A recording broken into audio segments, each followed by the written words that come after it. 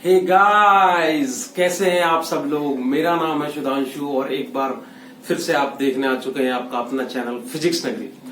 तो guys, last की class के अंदर हमने जो बात की थी वो बात हमने की थी कि इलेक्ट्रिक फील्ड इक्वेटोरियल लाइन पे या ट्रांसवर्सल लाइन पे बेसिकली आप कैसे निकाल सकते हैं। ठीक है, उसके मैग्नीट्यूड के बारे में बात की थी हमने, उसके कुछ स्पेशल कंडीशंस के बारे में बात की थी, उसकी डायरेक्शंस के बारे में बात की थी।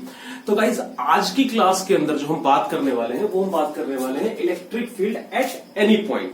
देखिए, सबसे पहले इसको मैं थोड़ा समझाता हूं कैसे होगा।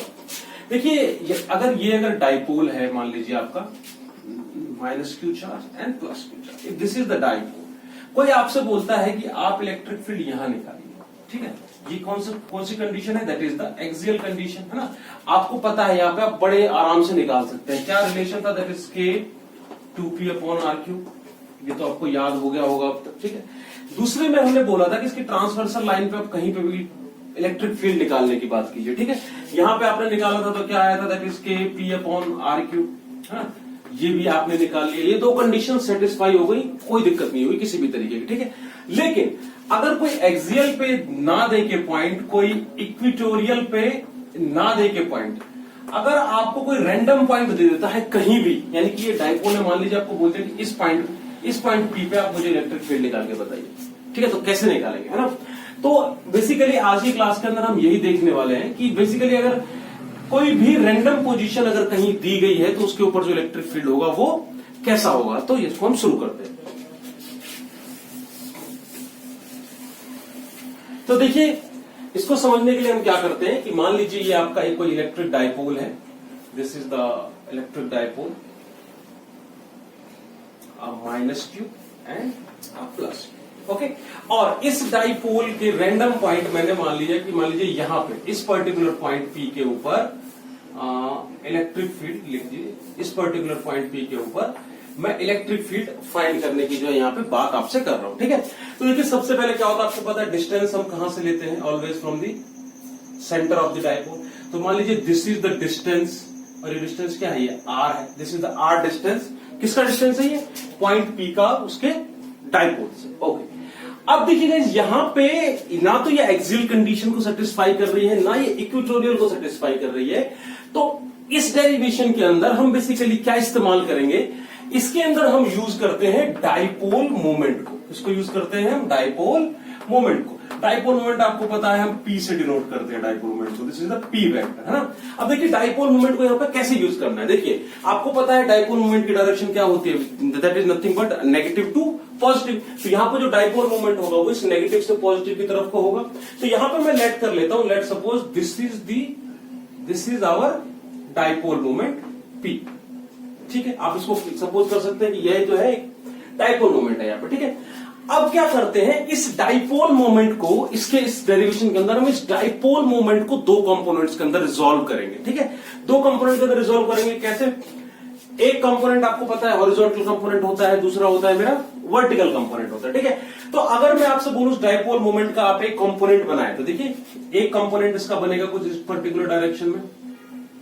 ठीक है, ये भी यहां पे आप परपेंडिकुलर अगर डाल के देंगे तो डलेगा। ठीक है, दूसरा जो बनेगा दैट इज ऑल्सो परपेंडिकुलर, क्योंकि आपको पता है कंपोनेंट आप परपेंडिकुलर बनाते हैं। तो दूसरा जो कंपोनेंट है वो ये बनेगा। ठीक है, तो इस कंपोनेंट का नाम क्या है, this component can be written as P cos theta and this component can be named as P sin theta. ठीक है, ये आ गया मेरा one component P cos theta, ये दूसरा आ गया मेरा कंपोनेंट P sin थीटा। अब यहां पे गाइज आप लोगों को बस थोड़ा सा सोचना है, वो क्या सोचना है कि देखिए यहां पे जो इलेक्ट्रिक फील्ड निकल रही है इन चार्जेस की वजह से, माइनस क्यू और प्लस क्यू की वजह से। ठीक है, तो इसके अंदर अगर एक्सियल था, इक्वेटोरियल था, तो बहुत आसानी से आपने निकाल दिया कि भाई ये इक्वी डिस्टेंस थे। ठीक है, और आपने डिस्टेंस को माना था एक्सियल के अंदर की, एक डिस्टेंस को आपने आर मान लिया था और उसके अकॉर्डिंग आपने जो है उस कैलकुलेशन को जो है वो किया था। इसके अंदर कैसे करना है, इसके अंदर इस इलेक्ट्रिक फील्ड के ऊपर सिर्फ दो कंपोनेंट्स की वजह से जो इलेक्ट्रिक फील्ड होगा, एक कंपोनेंट हो जाएगा आपका P cos थीटा और दूसरा कंपोनेंट हो जाएगा आपका P sin थीटा। तो अब अगर मैं आपसे पूछूं कि in case of P cos theta और in case of P sin theta, अगर मैं आपसे पूछूं भाई cos थीटा के लिए ये पर्टिकुलर जो पॉइंट है P, ये एक्सियल में है या इक्वेटोरियल में है with compare to r, with compare to r. तो देखिए ये जो आर है, ये जो आपको डिस्टेंस आर दिख रहा है और ये जो पी कॉस थीटा दिख रहा है, ये आप देख पा रहे हैं कि ये जो पी कॉस थीटा की लाइन है, this is the P cos theta line, ठीक है। और पी पॉइंट कहां पे है, यहां पे है। तो क्या ये कंडीशन आपको एक्सियल की कंडीशन की याद नहीं दिलाती है कि ये जो पी पॉइंट है इस पी कॉस थीटा से एक्सियल पे रखा हुआ है? देखिए गौर से, आपको पता चलेगा कि हाँ ये एक्सियल की कंडीशन है, ठीक है। तो पी कॉस थीटा जो है ये कौन सी कंडीशन आपको दिखा रहा है यहाँ पे, ये आपको एक्सियल कंडीशन दिखा रहा है, ठीक है। अच्छा, अब मैं आपसे बोलता हूं पी साइन थीटा को ऑब्जर्व करिए। देखिए पी साइन थीटा को अगर मैं ऐसे ऑब्जर्व करूं, ठीक है, तो देखिए ये पी पॉइंट जो है इस पी साइन थीटा के कंपैरिजन में ये जो पी पॉइंट है ये आपको किसकी याद दिलाएगा? देखिए ये आपको इक्वेटोरियल की लाइन याद दिला रहा है कि इक्वेटोरियल पे रखा हुआ है। तो मैं क्या बोलूंगा यहाँ पे, पी साइन थीटा जो है वो क्या है, ये इक्वेटोरियल कंडीशन को जो है वो सेटिस्फाई कर रहा है, इक्वेटोरियल कंडीशन को सेटिस्फाई कर रहा है, ठीक है। तो देखिए अब हम निकालते हैं बार बार इलेक्ट्रिक फील्ड की, भाई कैसे निकलेगा इलेक्ट्रिक फील्ड, ठीक है। तो देखिए electric field due to axial, electric field due to axial अगर मैं निकालूं यहां पर, देखिए क्या होता है एक्सियल का formula, that is k 2p upon are cube, this is the distance r cube. अब देखिए यहाँ पे जो p क्या है, क्या ये होल p है? नहीं, ये क्या है, ये p का एक कंपोनेंट है, that is cos theta component, that's it. तो यहां पे मैं क्या लिखूंगा p की जगह, that is p cos theta, this is due to the axial condition, ठीक है। नेक्स्ट मैं लिखता हूं क्या, इक्वेटोरियल की बात कर लेते हैं, ठीक है। इक्वेटोरियल की अगर मैं बात करूं तो यहाँ पे क्या आएगा, दैट इज के p, और ये p का कौन सा कंपोनेंट है, this is nothing but the sine component, so it will become 2p sine theta upon are cube, ठीक है। तो देखिए इस कंडीशन के अंदर आपको एक्सियल के लिए कंडीशन मिल गई और आपको इक्वेटोरियल के लिए कंडीशन मिल गई, ठीक है। लेकिन अब मुझे क्या बात करनी है, मुझे बात करनी है नेट इलेक्ट्रिक फील्ड, किसकी बात करनी है मेरे को, नेट इलेक्ट्रिक फील्ड की, ठीक है। और आप सोच रहे हो कि ये थीटा कहां से आया, कॉस थीटा। तो बेसिकली ये जो थीटा है दिस इज द थीटा, है ना। इसके अंदर आपको दो कंडीशन दी होती है कि पॉइंट पी आर डिस्टेंस पे रखा हुआ है और ये पॉइंट पी इस डाइपोल मोमेंट के साथ एक थीटा एंगल क्रिएट कर रहा है, ठीक है। अच्छा, नेट इलेक्ट्रिक फील्ड की बात करते हैं। देखिए यहां पे अगर मैं इस पर्टिकुलर पॉइंट पी की अगर मैं बात करूं तो देखिए इस पी कॉस थीटा की वजह से जो इलेक्ट्रिक फील्ड है उसकी डायरेक्शन कुछ ऐसी है, this is the electric field for axial, clear है। अब देखिए ये P साइन थीटा है, आपको पता होगा कि एक्सियल के लिए जो इलेक्ट्रिक फील्ड की जो डायरेक्शन हमने बोली थी, हमने क्या बोला था, ये अलोंग द डाइपोल मोमेंट होता है, ठीक है। लेकिन इक्वेटोरियल के लिए क्या बोला था हमने, ये ऑपोजिट होता है। अगर ये ऑपोजिट होता है तो इस P cos थीटा के लिए यहां पे अगर आप डायरेक्शन निकालेंगे तो कैसे निकलेगी, ये कुछ इस डायरेक्शन के अंदर निकलेगी, this is the E equatorial, ठीक है। और आप जब भी आप डायग्राम को बनाएं तो इस लाइन से इस लाइन को थोड़ा सा जो है वो छोटा रखें, ठीक है, क्योंकि एक्सियल पे क्या होता है, स्ट्रेंथ डबल होती है, ठीक है। अच्छा, अगर यहां पे मैं बात करूं रिजल्टेंट निकालने की, यानी कि ई नेट निकालने की बात करूं, तो ई नेट के लिए क्या करना होता है, यहां पे आपको एक पैरेललोग्राम बनाना पड़ेगा पहले, दिस इज द पैरेललोग्राम, ठीक है। और रिजल्टेंट क्या होगा, this is the resultant, this is you can say this is E R, ठीक है। तो ये देखिए यहां पे भी ये परपेंडिकुलर है, यहां पे भी ये परपेंडिकुलर है। अगर ये परपेंडिकुलर है तो इसके अंदर हमको पता है कि ई नेट निकालने का फॉर्मूला क्या होता है, that is under root of a square plus b square, ठीक है। अब देखिए इसके अंदर ए क्या है, this is nothing but a, this is nothing but p, b, तो इसका आप स्क्वायर निकाले, क्या होगा, K 2p cos theta upon are cube square plus K P sine theta upon are cube square to the under root. यहां तक किसी प्रकार की कोई दिक्कत है, ठीक है, यहां पे किसी प्रकार की कोई दिक्कत नहीं। अच्छा, आगे बढ़ते हैं, इसको फर्दर सॉल्व करते हैं। देखिए फर्दर सॉल्व करने के लिए क्या करते हैं, यहां पे देखिए इसका ये देखिए इसके अंदर कॉमन क्या क्या है, ये के स्क्वायर यहाँ पे कॉमन है तो ये बाहर आ जाएगा, स्क्वायर से स्क्वायर कट के, तो यहाँ पे जो ई नेट है इसके लिए के बाहर आ गया। अच्छा, उसके बाद देखिए ये P यहाँ पे कॉमन है, ये P यहाँ पे कॉमन है, P स्क्वायर, तो यहाँ पे आपका P भी बाहर आ जाएगा। यहाँ पे आप देखिए आर क्यू कॉमन है तो यहाँ पे आर की क्यूब भी बाहर आ जाएगा।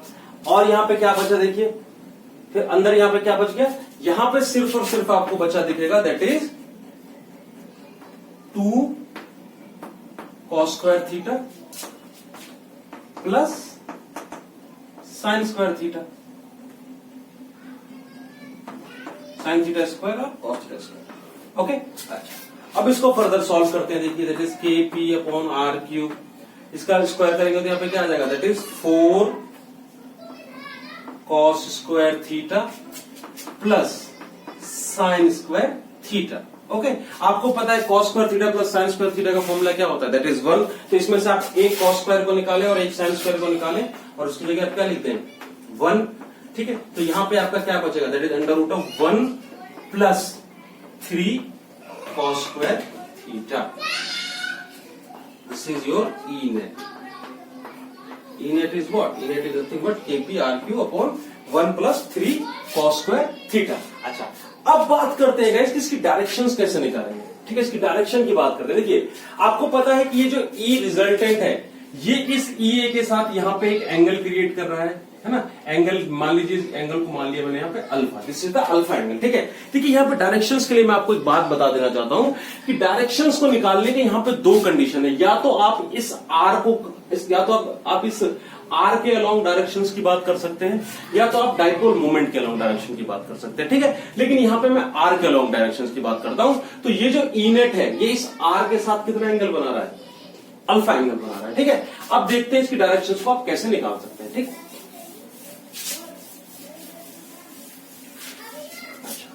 अब देखिए गाइस यहाँ पे डायरेक्शंस की अगर मैं बात करूं तो ये इस पर्टिकुलर किसी भी ट्रायंगल को आप उठा लीजिए। ठीक है, अगर आप देखें तो ये वाली जो लाइन है, ये जो लाइन है, ये line, this line is nothing but the equatorial, so this is also equatorial.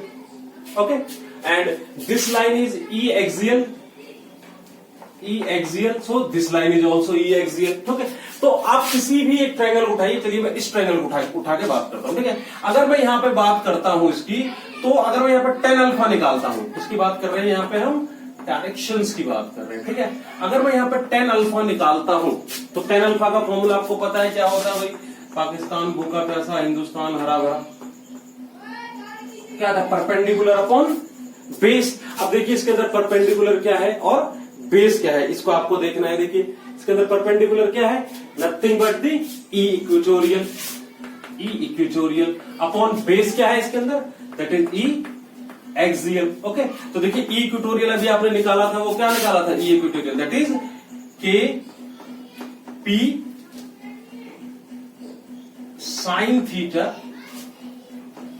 Upon are cube, और इसको डिवाइड करना है एक्सियल से, that is k 2p cos theta upon r cube। Okay, so see here r cube will get cancel, k will get cancel, p will get cancel। तो यहां पे क्या बचेगा आपका, tan alpha is equal to sin theta upon 2 cos theta।